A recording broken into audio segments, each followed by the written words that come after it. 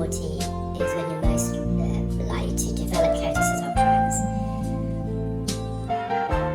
So again, just using the suction probe, it's just not.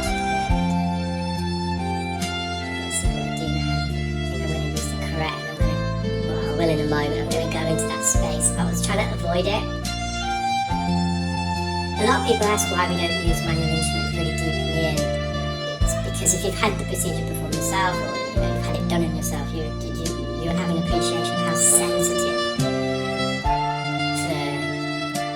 the inner 2,000 ear canal is, and even a bit of pressure can be painful. And this patient is already experiencing ear pain, so we're up against it.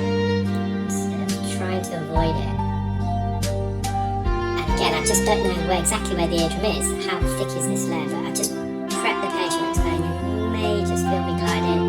The curvature of the correct layer really helps in this type of procedure. With the previous jobs and more, I wouldn't have been able to get in behind that. It was too chubby and it was a flat scoop, so they would have found a bit of friction up against the canal wall. So I'm going to go a bit lower, I think. Or am I going to use the suction and remove some of that?